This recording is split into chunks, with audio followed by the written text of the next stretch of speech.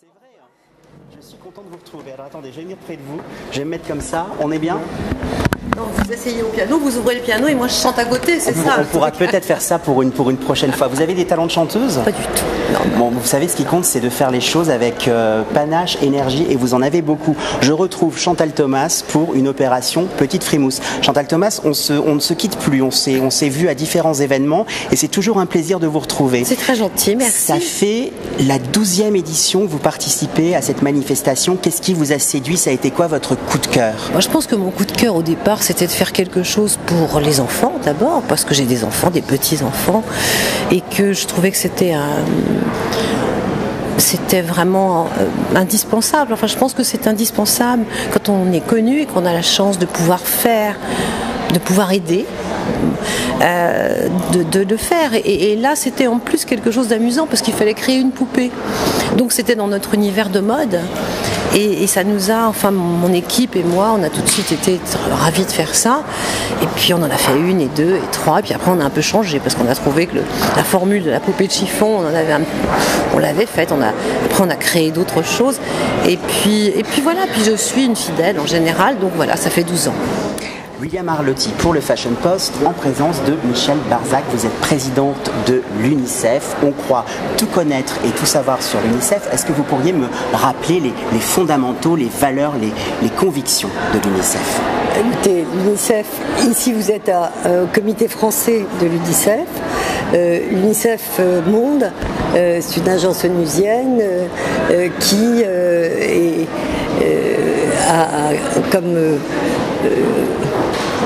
comme priorité les enfants et les adolescents, est adossée à la Convention des droits de l'enfant, internationale des droits de l'enfant, et s'occupe en gros de 4 grands pôles que sont l'éducation, la santé, la protection contre toutes les violences et le sida. Richard Orlinski, un artiste qu'on ne présente plus. Richard, pourquoi est-ce que vous êtes engagé dans cette opération Petite Frimousse? Je suis engagé dans cette opération parce que la cause des enfants me touche beaucoup. Comme je l'ai dit tout à l'heure, je suis père de 4 enfants, donc forcément, bon. Et puis les enfants, c'est quelque chose qui m'a toujours parlé depuis tout le temps. Je fais d'autres opérations, je fais dans les hôpitaux, comme à Necker par exemple, où je fais des opérations, des ateliers avec les enfants atteints de maladies graves. Donc c'est quelque chose qui m'a toujours. Donc pour moi, quand on m'a proposé ça, ça s'imposait. Il n'y avait aucun souci, c'était une évidence. Claudine Drey, ce qui me touche chez vous et ce qui est aussi un médium intéressant, c'est votre jolie voix que je trouve magnifique et qui correspond, je pense qu'on vous l'a jamais dit, et qui correspond à votre univers qui est extrêmement doux, poétique et magique. C'était juste, il faut rien répondre, c'est juste. C'est vrai que c'est drôle. Non, j'ai fait une émission là sur France Culture il y a quelques mois avec Jérôme Clément pendant 1 heure et j'ai eu que des retours sur effectivement la résonance entre le monde que je crée et ma voix. On m'a dit vous êtes d'un autre monde et vous avez une voix de papier. Alors j'ai dit c'est quoi une voix de papier? Et c'était troublant parce que la personne me dit je sais pas ce que c'est, ça a sûrement du sens au niveau poétique. Je ne sais pas. Non mais je pense que c'est comment dire. L'histoire de la voix, c'est compliqué, mais je ne sais pas quoi répondre. Mais il n'y a rien à répondre. Je trouve que vous êtes féerique. Voilà, ça serait le compliment. Mais je pense que je suis un extraterrestre. C'est ce que me disait Jérôme de Noirmont. Mais dit, tu n'as jamais appartenu à ce monde-là. Extraterrestre, vous avez les pieds sur terre, mais en tout cas la tête dans un univers onirique mais et magique. Je crois que le monde que je crée, c'est ce que je suis. Je pense qu'il y a pas... Il y a des artistes qui travaillent le conceptuel, qui travaillent sur les idées. Moi, ce que je crée, c'est... Comment dire... c'est mon rapport au monde. C'est quelque chose qui traverse. Ça y est, on est bon? Formidable. On y va? Je vous regarde. Oui, vous me regardez. D'accord, très bien. Je vous regarde aussi. Vu qu'on va discuter ensemble, ça sera beaucoup plus sympa. William Arlotti pour le Fashion Post avec Nicolas Leriche. Nicolas, j'aimerais... est-ce que vous pourriez me dire pourquoi est-ce que vous vous êtes engagé dans cette très belle aventure, les Petites Frimousses?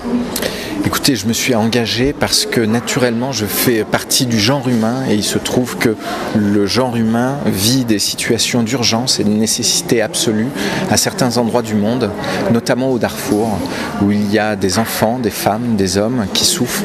Frédéric Fontan est scénographe et c'est la 2e fois que vous vous investissez, Frédéric, dans une très belle opération, les Petites Frimousses. Alors ma première question, j'aimerais savoir aujourd'hui quel est le thème de cette nouvelle édition. Alors le thème c'est opéra, aria, etc. donc pour cette année 2014, pour l'édition des Frémousses de créateurs. Et donc c'était un thème que je trouvais à la fois très sérieux et à la fois dans la diction en fait, de opéra, aria, etc. Il y avait quelque chose d'assez amusant, enfantin, comme une comptine. Et donc sur la scénographie, je suis parti sur l'idée d'avoir une scénographie faite par des enfants ou au moins par quelque chose qui vient de l'enfance. Vous m'avez troublé. Non, mais tout va bien. William Arlotti pour le Fashion Post, aujourd'hui avec Nathalie Dessay pour une opération Les Petites Frémousses.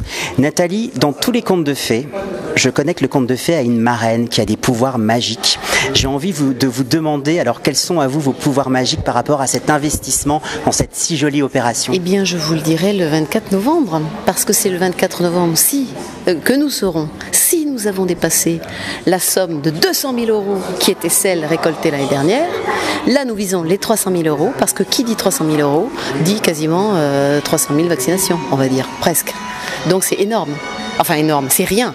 Et en même temps, c'est toujours mieux que l'année précédente. Donc c'est ça l'idée. Oui, l'idée c'est de gagner ce nouveau challenge. Oui. Qu'est-ce qui vous a séduit dans l'opération Les Petites Frémousses? Bon, je dois dire que j'ai été amenée là par une amie qui travaille pour l'UNICEF. Peut-être que je ne l'aurais pas fait ou pas fait comme ça si je n'avais pas connu quelqu'un qui m'a introduite au projet, etc.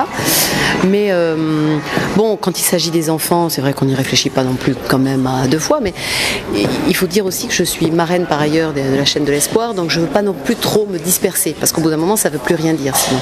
Donc cette année, j'ai décidé d'avoir ces deux projets. En novembre, UNICEF, et puis tout au long de l'année, plus ou moins, la chaîne de l'espoir, avec un projet pour l'éducation des enfants et notamment des filles en Inde. Thomas, c'est une pionnière. Est-ce que vous pouvez me décrire 3 poupées que vous avez réalisées, qui ont été vos coups de cœur? Et puis je sais en plus que vous achetez les poupées des autres, vous les collectionnez. Ben, je les collectionne pas, mais chaque saison, effectivement, comme je vais à la vente, j'achète 1 ou 2 poupées. C'est peut-être aussi connecté à votre dimension joyeuse, ludique, régressive. Vous décodez, il y a beaucoup de transversalité dans votre art. Oui, c'est vrai, mais c'est surtout lié à l'univers des enfants. Et d'ailleurs, quand je crée quelque chose, souvent, mon premier public, c'est les enfants. Donc d'ailleurs c'est étonnant, mais moi je l'ai pas fait exprès, mais je me suis rendu compte que au fil du temps, à chaque fois qu'il y avait une œuvre qui était créée, ça avait un impact énorme et une émotion énorme chez les enfants. C'est peut-être parce que vous avez su garder cette part d'invisible et de magie en vous d'enfance que d'autres ont perdu. C'est peut-être aussi un point commun avec tous les artistes.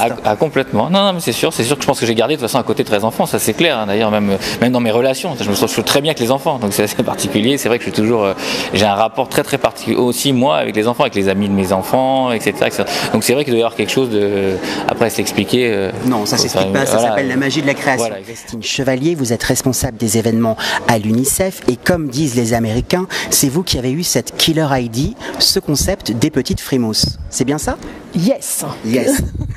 Alors comment est-ce que cette idée est née? Alors c'est tout simple, mes amis italiens, donc le comité italien, avait eu cette sublime idée de faire les pigotta, qui sont des petites poupées en chiffon qu'on remet à chaque enfant, surtout en Lombardie, quand ils naissent. Et de là, ils ont fait créer par les bénévoles de l'UNICEF ces fameuses poupées en chiffon et ils les vendaient sous forme de dons pour la vaccination. L'année dernière, vous étiez parti dans un ciel de Paris, on était dans les nuages, on était dans le merveilleux. Par rapport à cette idée de voir un peu l'exposition comme un enfant, c'était quoi l'idée de base architecturale et le concept? Alors, comme je disais, je suis parti sur l'enfance et je suis parti sur le jeu et donc les cubes en bois en fait, hein, comme les petits enfants peuvent avoir de 4-5 ans. Ça a aussi du lien en fait avec l'opération, puisque en fait l'idée avec ces campagnes de vaccination, c'est de sauver les enfants qui ont moins de 5 ans. Si un enfant est vacciné avant 5 ans, au Darfour en fait, il a toutes les chances de devenir adulte. Et si on n'arrive pas à le vacciner, il y en a 60% qui meurent. Et le thème aussi de cette année, c'est l'opéra. Donc oui, c'est pour ça qu'ils m'ont appelé, parce qu'il y avait un lien. Oui, mais ce qui est bien avec vous, c'est que vous me faites penser, vous savez, à tous ces créateurs de mode qui font twister la mode. Avec vous, l'opéra, ça twiste. Oui, ça twiste tellement que je n'en fais plus d'ailleurs. Vous donnez quand même envie aux gens de vous écouter, d'aller vers vous. C'est une vraie ligne directrice. Oui, et puis maintenant je suis productrice à France Inter, donc effectivement je fais aussi écouter de l'opéra à la radio. Il n'y en avait pas beaucoup, surtout sur une radio généraliste. Et puis là le thème, il se trouvait que c'était effectivement l'opéra, donc il y avait une raison pour laquelle on m'a appelée et pour laquelle aussi on m'a associée à Nicolas Loriche, danseur étoile de l'opéra. Alors vous savez, dans les contes de fées, on a toujours une marraine ou un parrain, un magicien. Votre rôle consiste à quoi ? Mais voilà, là pour le coup c'est moi le parrain et j'aimerais être une fée, avoir une baguette pour résoudre cette situation totalement. Malheureusement ce n'est pas le cas. On peut simplement aider ces gens à vivre. C'est aussi simple que ça et aussi grave que ça. On peut leur donner une chance de vivre à ces gens qui sont ici, qui font partie de notre terre, qui partagent notre espace, qui partagent notre air et qui vivent pas dans les mêmes conditions que nous. Mes poupées, voyons, j'en ai fait une très jolie dans une bulle transparente qui était comme une petite... une aéronaute qui était rose et qui était très métallisée, avec une tête boule, une tête ronde, une petite extraterrestre. J'ai fait j'en ai fait une sur une lune un jour, une toute petite, comme un rat d'hôtel noir sur un croissant de lune, qui était très belle aussi, que Johnny Hallyday a acheté. J'étais très fière parce qu'elle s'est très très bien vendue. Et puis j'aimais beaucoup la dernière qui était une tour Eiffel. En fait, c'était une poupée tour Eiffel. Et alors pour cette édition, le thème c'est l'opéra. Vous êtes parti dans quelle direction ? Alors je suis partie en fait d'un violon. Je suis partie plutôt côté musical, mais vous verrez, ça sera une surprise. Donc de là, j'ai pensé qu'en France, on pouvait aussi faire de la création, dans la mesure où la mode, c'est quand même une institution.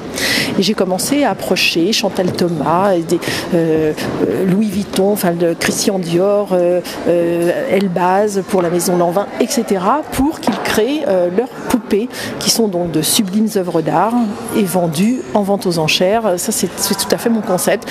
Au départ, il y avait Pierre Cornet de Saint-Cyr qui est venu nous aider dans cette vente aux enchères. Et voilà, cette année, on en est à la 12e édition. On a Nathalie Dessay qui est chanteuse d'opéra, et puis j'ai eu un de mes opéras favoris, c'est La Traviata.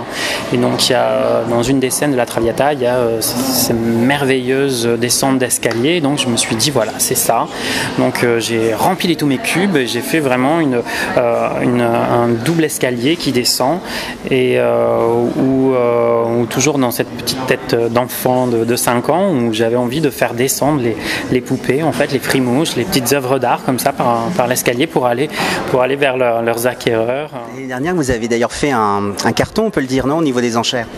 Ah oui, c'était le record, et puis en plus ce qui était drôle, c'était le record de loin, parce qu'en réalité on est passé, je crois, des enchères à 4-5 000 euros, j'ai à plus de 20 000, donc effectivement c'était bon, je m'attendais pas à ça non plus, j'espérais, et quand d'ailleurs j'ai vu les enchères démarrer, j'étais très inquiet parce que je me suis dit, parce que j'avais quand même beaucoup investi sur cette pièce, donc je me suis dit bon, j'espère qu'elle va partir, et puis le résultat était au rendez-vous, donc j'étais content, surtout pour les enfants. C'est un bel investissement avec une belle philosophie derrière le message. Absolument. Alors vous avez intégré des artistes aussi, parce qu'au début il y avait les créateurs, et maintenant il y a des artistes. Alors qui sont ces artistes ? Alors les artistes sont venus effectivement nous rejoindre il y a à peu près 4-5 ans.